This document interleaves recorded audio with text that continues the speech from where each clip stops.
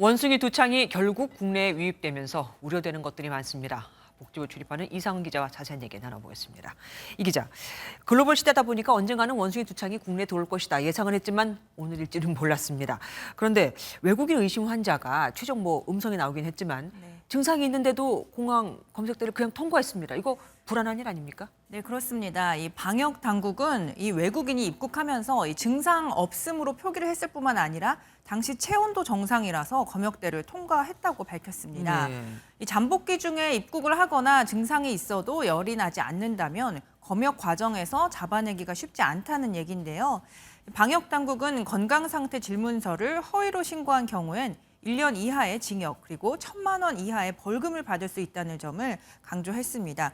잠시 후 방역 당국은 검역 강화국으로 지정된 국가들 그리고 강화된 발열 기준을 발표할 예정입니다.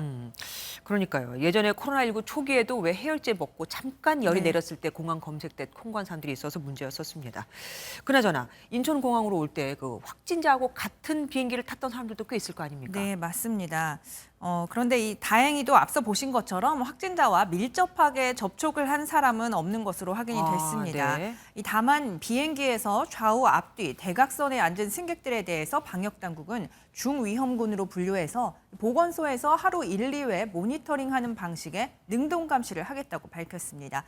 또 같은 비행기라도 먼 자리에 앉은 승객들은 21일 동안 스스로 증상을 관찰하다 이상이 있으면 방역당국에 신고하도록 할 방침입니다. 증상이 뭔데요? 네, 원숭이 두창의 대표적인 증상들로는 발열과 두통, 근육통, 오한, 피로감 등이 있습니다. 감염병은 일단 유입되면 확산되는 양상을 보이지 않습니까? 네. 앞으로 확산 가능성 어떻게 보십니까? 네, 원숭이 두창은 대부분 피부 간의 밀접 접촉을 통해서 감염이 되는 만큼 공기로 전파되는 코로나보다 확산세는 현저히 느릴 것으로 보입니다.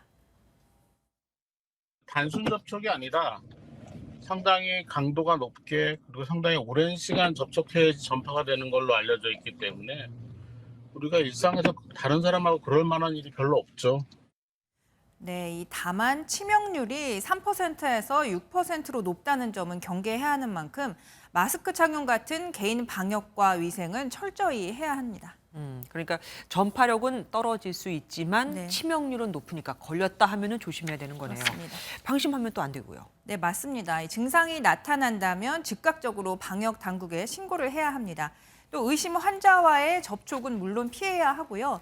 아프리카 같은 원숭이 두창 발생 지역을 방문했을 경우엔 동물과의 접촉 역시 피하는 것이 좋겠습니다. 동물도 매개체가 될 수 있다 이거군요. 뉴스 추적 이상훈 기자와 함께했습니다. 고맙습니다.